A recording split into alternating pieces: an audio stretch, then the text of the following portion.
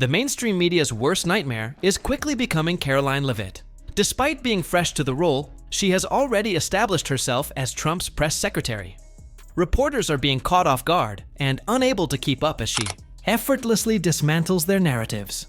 With a clear combination of facts, unwavering confidence, and composure, she is giving some of the most sharp and unrelenting answers the media has ever seen. Today, we will examine some of her most notable takedowns. Events so powerful that they caused the media to become unintelligible. I assure you won't want to miss this. As always, remember to hit the notification bell and subscribe if you want to see more content like this. I'll say it's very easy to speak truth from this podium when you have a president who is implementing policies that are wildly popular with the American people, and that's exactly what this administration is doing. It's correcting the lies and the wrongs of the past 4 years, many of the lies that have been told to your faces in this very briefing room. I will not do that.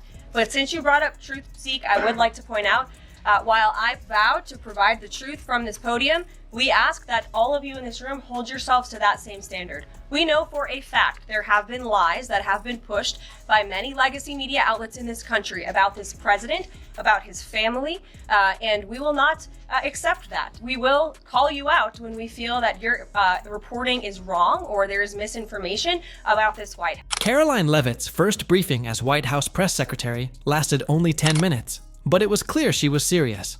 At the age of 27, she has already made history as Trump's youngest press secretary, having gained the job during his third campaign thanks to her outstanding communication abilities.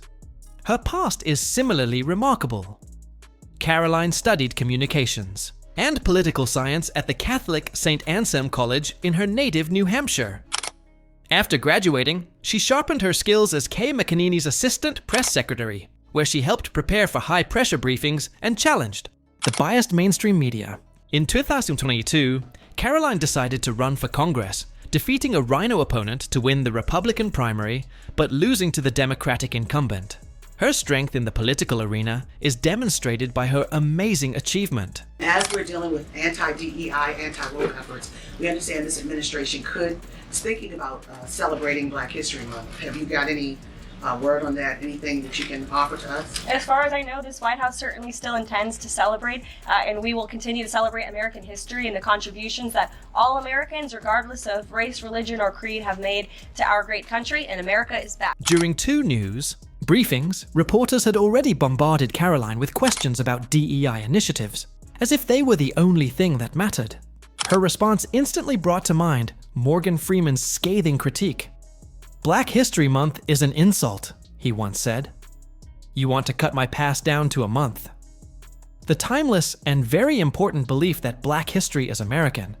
History has also been highlighted by Freeman. Karoline's support for that perspective and rejection of the cliched woke narratives is heartening.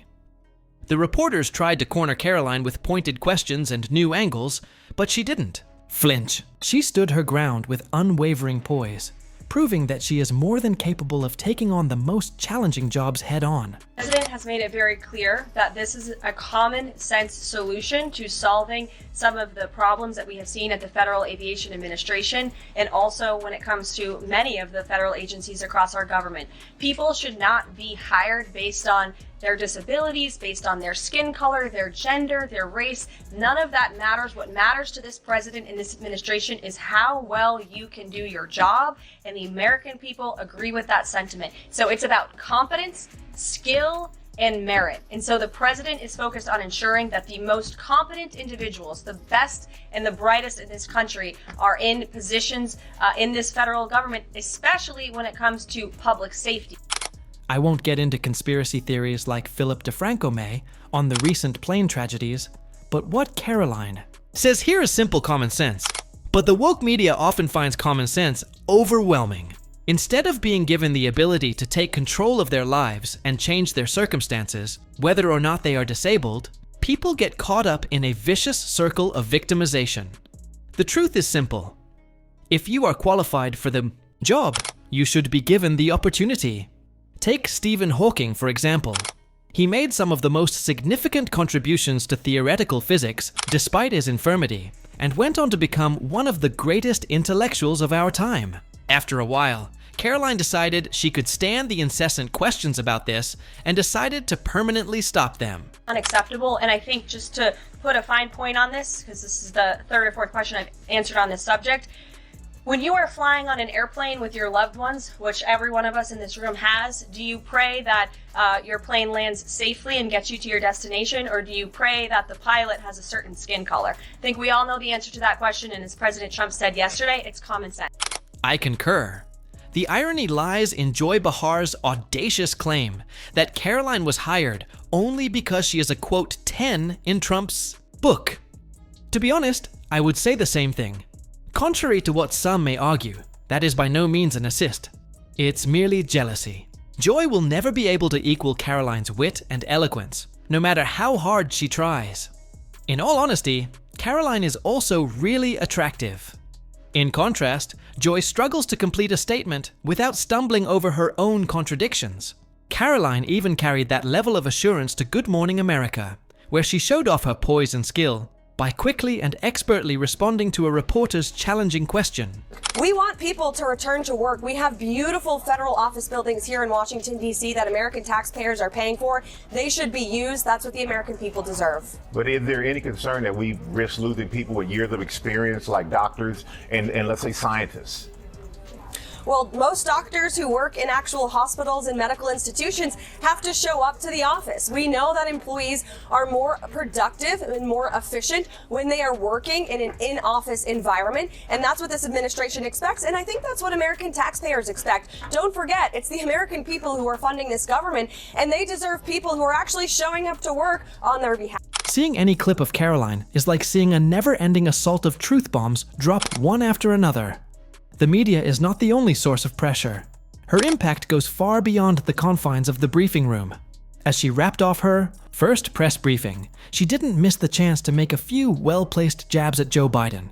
It was an exciting experience to watch, to put it mildly. Good question, April. So look, the president, as you know, is incredibly accessible. First day here, he wanted all of you in the Oval Office. You got a 60-minute press conference with the leader of the free world while he was simultaneously signing executive orders. I may add that's pretty impressive. I don't think the previous office holder would be able to pull such a thing off. So look, the president is the best spokesperson that this White House has, and I can assure you that you will be hearing from both him and me as much as possible. Trump has only been in office a few days, but it seems like a lifetime has gone by in that little period. The pace and intensity are incredible. A seasoned strategist who collaborated with Bush Sr., Craig Shirley, stated, "Politics is a study in motion, and Donald Trump is a study in motion." Karoline Leavitt is there in the thick of things, protecting herself with precision and fire in this never-ending whirlpool of change and intensity. Your opinions on all of this would be very valued. In the comments box, let's begin a conversation. Your thoughts, questions, and observations. I want to watch everything. Please share this video with people who respect independent thought and honest reporting as well. Help us build a community that values truth and clarity in the perplexing media landscape of today. Thank you for viewing, and I hope to see you at the next one.